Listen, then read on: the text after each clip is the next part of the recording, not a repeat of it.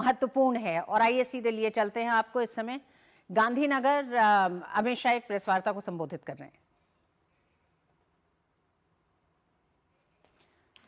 मित्रों, आज यहां पर BSL-4 बायो कंटेनमेंट फैसिलिटी का शिलान्यास किया गया। एक प्रकार से पुणे की वायरोलॉजी इंस्टीट्यूट के बाद ये भारत की दूसरी उच्च स्तरीय लैब होगी, परंतु किसी राज्य सरकार ने बनाई हुई ये पहली लैब है जिसका श्रेय गुजरात को जाता है। एक विशाल संकुल के अंदर 362 करोड़ की लागत से 11,000 वर्ग मीटर में देश की जय सुरक्षा का एक मजबूत किला यहां बनने जा रहा है। हम सब जानते हैं, हम कोरोना से उभर चुके हैं, निकल चुके हैं। जिस प्रकार के दुनिया भर के अंदर रिसर्च की जरूरत है, इसमें कई सालों तक कहीं ना कहीं हम पिछड़े हुए थे, पीछे पड़े थे। अब ये फैसिलिटी बनने से इसमें इस क्षेत्र के काम करने वाले युवाओं को एक नया मौका भी मिलेगा और भारत इस क्षेत्र में बहुत अच्छे तरीके से आगे निकल पाएगा, इसका मुझे विश्वास है।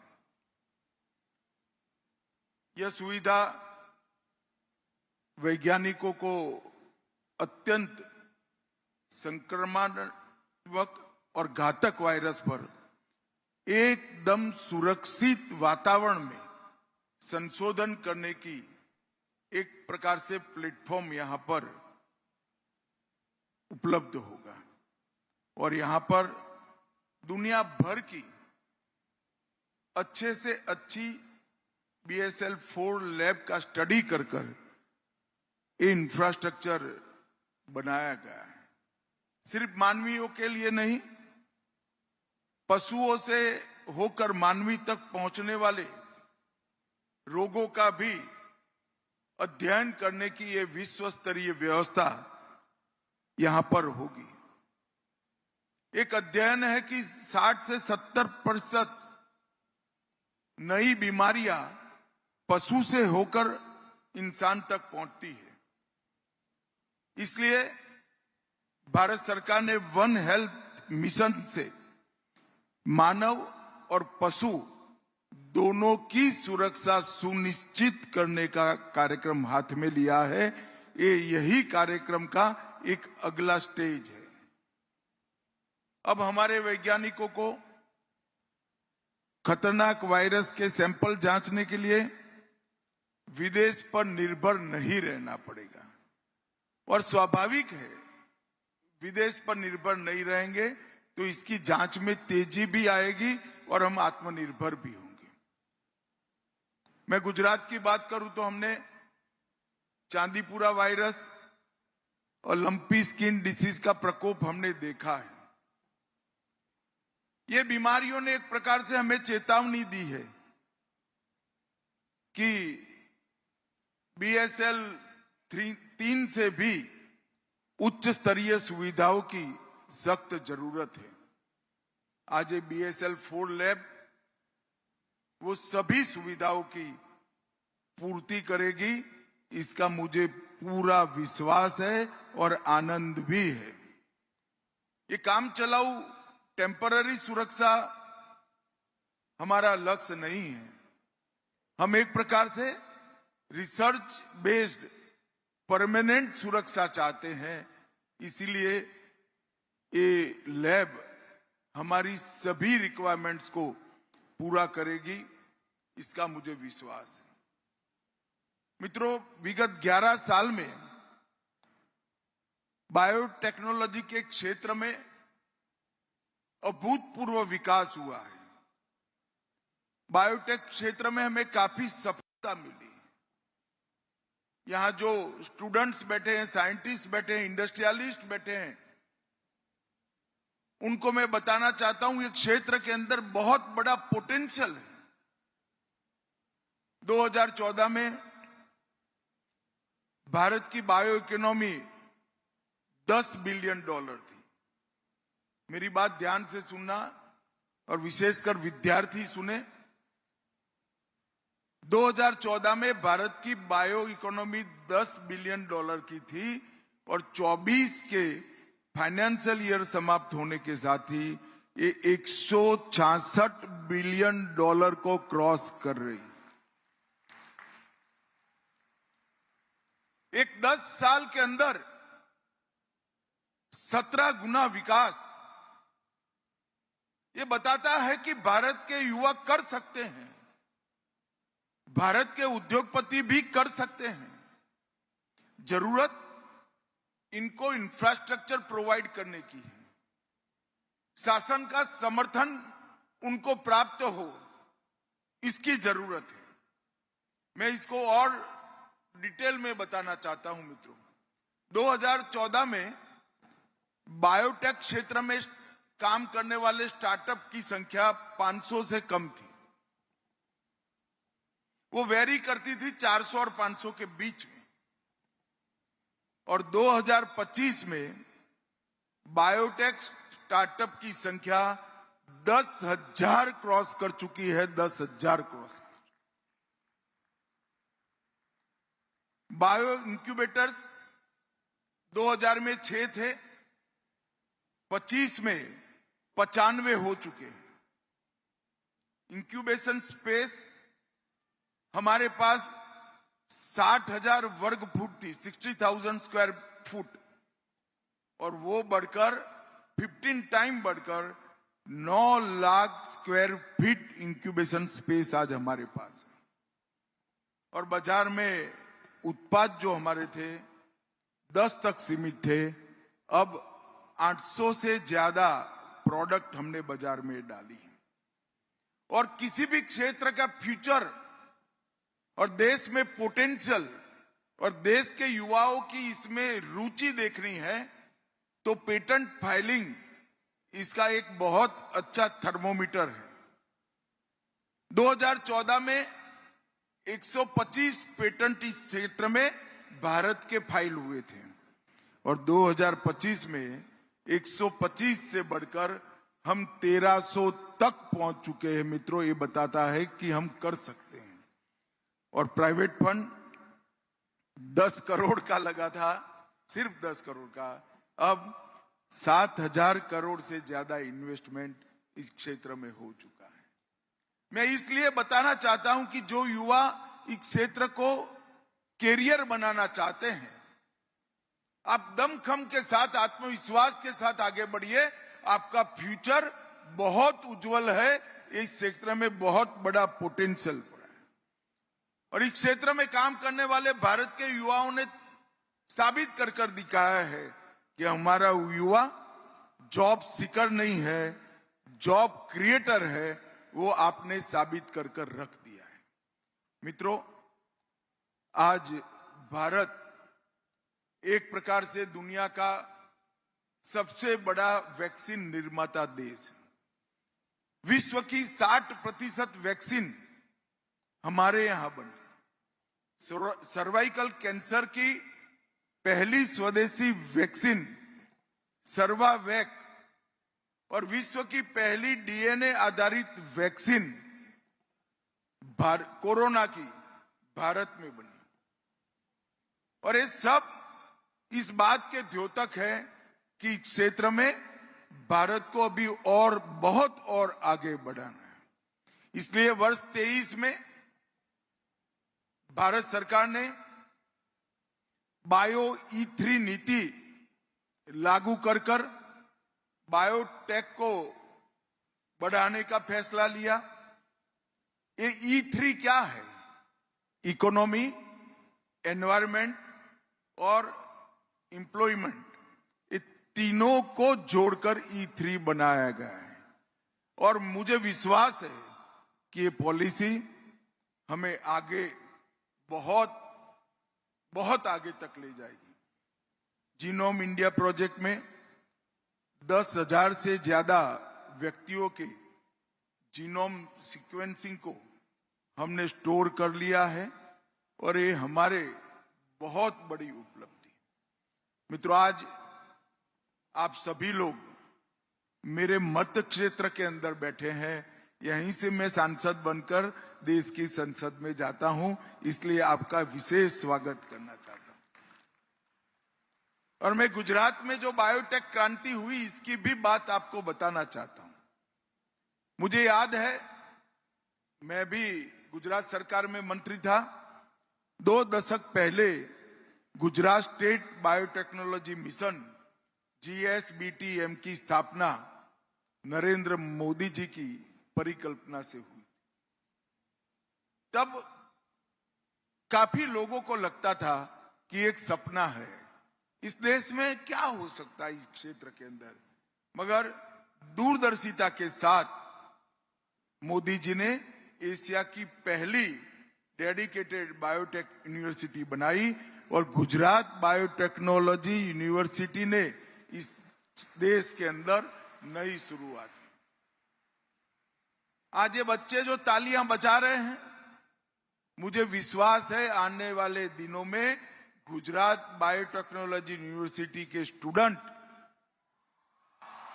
बड़े से बड़े वैज्ञानिक बनकर इस क्षेत्र के अंदर भारत को समग्र विश्व में टॉप पर ले जाने का काम करेंगे। और उसी उद्देश्य से गुजरात बायोटेक्नोलॉजी यूनिवर्सिटी भी बनी और उसी उद्देश्य से मिशन का भी स्थापना हुआ। और इसी से आगे बढ़ते हुए 2018 में जिस परिसर में हम बैठे हैं, गुजरात बायोटेक्नोलॉजी रिसर्च सेंटर बना, इसका उद्घाटन हुआ और स्वयं मोदी जी ने इसका उद्घाटन रखा। मित्रों, गुजरात आज देश के शीर्ष 5 राज्यों में शामिल है, टॉप 5 में है। मगर जब ये BSL 4 फैसिलिटी शुरू हो जाएगी, हम इसमें टॉप करेंगे, इसका मुझे पूरा विश्वास है। बायोटेक पॉलिसी के तहत 20,000 करोड़ का निवेश और 1 लाख रोजगार का लक्ष्य हमने रखा है। मेगा प्रोजेक्ट के लिए विशेष सहायता भी घोषित की है और GBRC जो बना, वो भारत सरकार के डीप ओशियन मिशन में आज बहुत महत्वपूर्ण फॉरवर्ड भूमिका अपना रहा है। ये BSL 4 फैसिलिटी एक प्रकार से बहुत जरूरी फैसिलिटी। हम जानते हैं कुछ साल पहले कोरोना ने पूरे विश्व को झंझोर कर रख दिया। शुरू में तो ऐसा लगता था कि इसका कोई रास्ता मानवी निकाल पाएगा भी या नहीं निकाल, और पूरे देश के लोग चिंतित थे। इतना ही नहीं, दुनिया भर के स्वास्थ्य के क्षेत्र में काम करने वाले पंडित भारत की चिंता करते थे और उनकी चिंता वाजिब थी, क्योंकि हम सब जानते थे उस वक्त हमारा हेल्थ इंफ्रास्ट्रक्चर इतना मजबूत नहीं था। वो सोचते थे हम तो निपट लेंगे, जो डेवलप कंट्रीज थे, मगर भारत का क्या होगा। उस वक्त मेरी कुछ लोगों से बात होती थी, मैं लेमैन की भाषा में कहूं तो वो कहते थे ट्रक के ट्रक भरकर लाशें निकलेगी भाई, सावध रहना। और जब कोरोना समाप्त हुआ भाई, तो कोरोना का सबसे अच्छा मुकाबला अगर किसी ने किया तो मेरे देश भारत ने किया। मेरे कुछ परिजन अमेरिका रहते हैं, उनको वैक्सीनेशन के बाद सर्टिफिकेट लेने में 3 महीना लगता था। भारत ने सबसे ज्यादा वैक्सीन दिए, 140 करोड़ की आबादी को 2 बार वैक्सीन दिए गए और सबको मोबाइल पर मोदी जी के हंसते हुए चेहरे के साथ तुरंत ही सर्टिफिकेट मिल जाता। ये टेक्नोलॉजी का कमाल था। टीका लगाने के तहत अनेक जगह पे कैंप लग गए, डिसिप्लिन लाइनें, कॉफी देने की व्यवस्था, अनेक स्वयंसेवक, मेडिकल क्षेत्र में काम करने वाले रिटायर्ड हुए कर्मचारियों ने भी सेवा दी, डॉक्टरों ने भी सेवा दी, और एक मिशन की तरह हम एक खतरे से बाहर आए, सबसे पहले बाहर आए और सुरक्षित होकर बाहर आए। बाद में बहुत सारे लोग स्टडी करने के लिए आए। उन्होंने मुझे पूछा कि भाई भारत में ये सफलता मिली, इसका कारण क्या था? मैंने कहा भाई इसका कोई वैज्ञानिक कारण नहीं है, ये सोशल साइंस का विषय है। तो उनका कैसे? मैं कहा आपके यहां कोरोना के खिलाफ सिर्फ सरकार लड़ती थी, कि हाँ सरकार ही लड़ेगी। मैंने बोला हमारे यहां फेडरल स्ट्रक्चर है, हमारे यहां केंद्र सरकार भी लड़ती थी, राज्य सरकार भी लड़ती थी, लोकल बॉडीज भी लड़ती थी, और सबसे बड़ी बात 140 करोड़ भारतीय एक साथ होकर कोरोना के खिलाफ। और जो लोग मजाक उड़ाते थे कि दिया जलाने से कोरोना समाप्त हो जाएगा, घंटी बजाने से कोरोना समाप्त हो जाएगा, उनको मालूम नहीं था ये हर घर में दिया जलने से कोरोना के खिलाफ लड़ने की एक सामूहिक ताकत खड़ी करने का एक सोशल एक्सपेरिमेंट था। और मित्रों, मैं तो साक्षी हूं, जब दुनिया क्षुब्ध पड़ी थी और भारत में अभी कोरोना के 300 से ज्यादा पेशेंट नहीं थे, 300 भी नहीं थे, उस वक्त हमारी टेस्टिंग फैसिलिटी भी डेवलप नहीं हुई थी, और मोदी जी ने वैक्सीन बनाने के लिए एक टीम का गठन कर दिया था, और नतीजा देखिए, 2 वैक्सीन भारत में बने, पूरे 140 करोड़ की आबादी को वैक्सीनाइज किया गया, और दुनिया के 70 देशों में टीका पहुंचाने का काम हमारे भारत ने किया।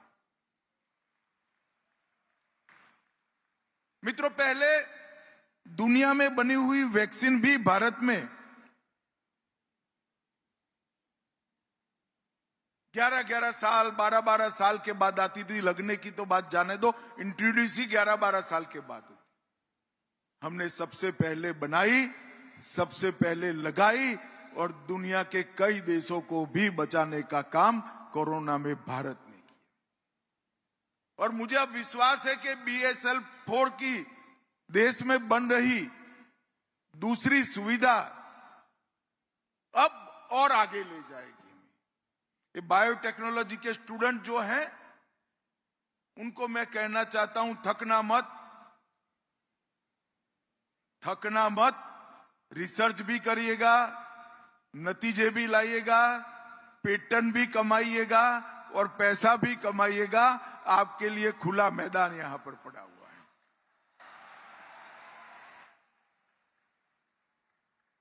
है 140 करोड़ की आबादी में अब तक पुणे में एक ही BSL-4 लैब थी, मतलब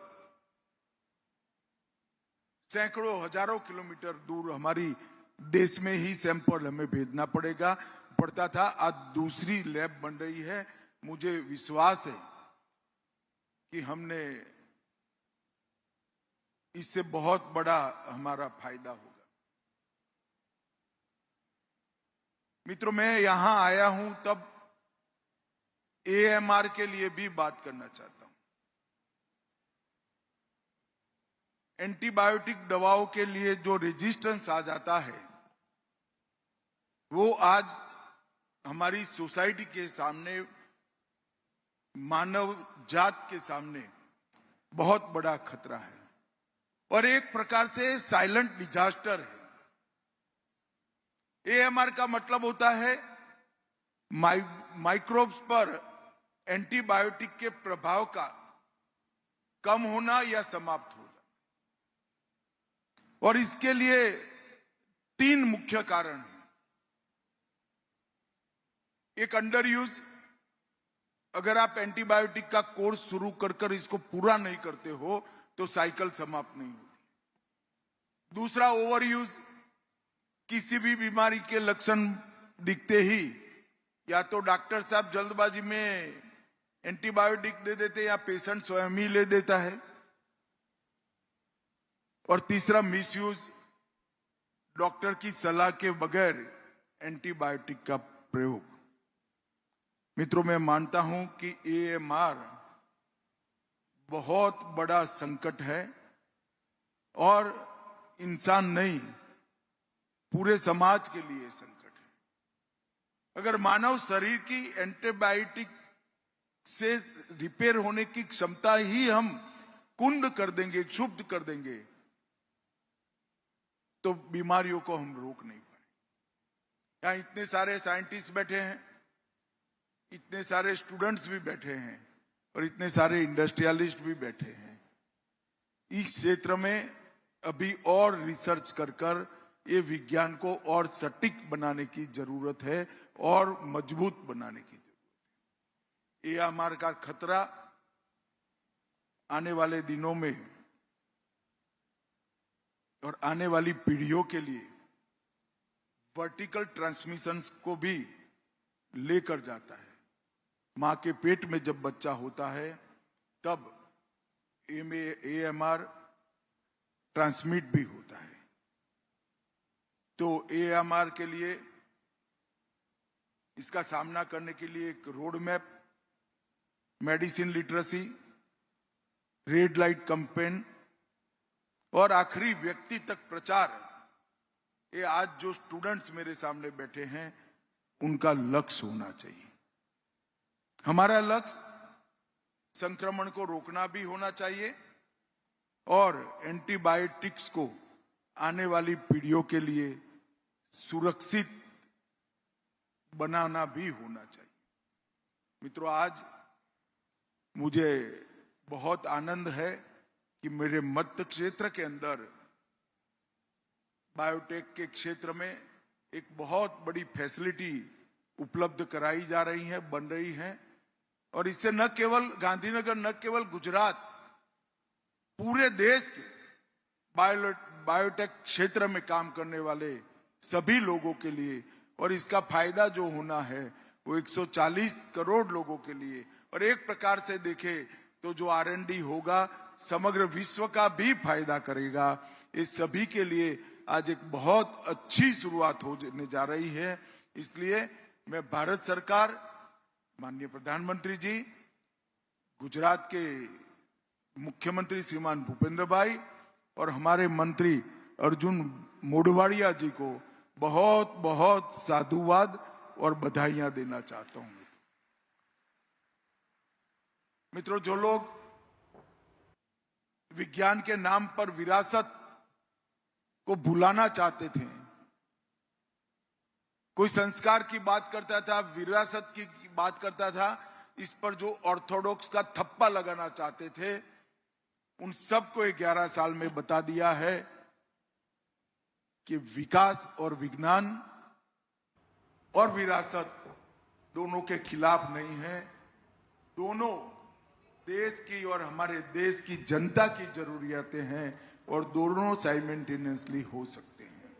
कल नरेंद्र मोदी जी ने सोमनाथ में सोमनाथ स्वाभिमान पर्व मनाया और सोमनाथ स्वाभिमान वर्ष की शुरुआत की। एक चिर पुरातन शिवालय जिसको 16 बार तोड़ा गया, हर बार नया बना, तोड़ने वाले कोई दुनिया के नक्शे पर उपलब्ध नहीं है, इनका नामो निशान नहीं है। वो शिवालय आज भी गगनचुंबी ध्वजा लेकर खड़ा है। और सोमनाथ का ये भव्य मंदिर सिर्फ एक ज्योतिर्लिंग नहीं है, एक शिवालय नहीं है, समग्र भारतीय समाज का एक गौरव का मान बिंदु है। सोमनाथ का ये शिवालय सनातन का सम्मान है और सोमनाथ का शिवालय भारत की जनता की जीवंतता और जिजीविसा दोनों का प्रतीक है। दुनिया में शायद ही कोई जगह होगी जो 16-16 बार टूटकर आज सम्मान के साथ गगनचुंबी ध्वजा के साथ वहां पर विद्यमान है। मोदी जी ने हमारी ये विरासत का परिचय कल पूरी दुनिया को कराया है।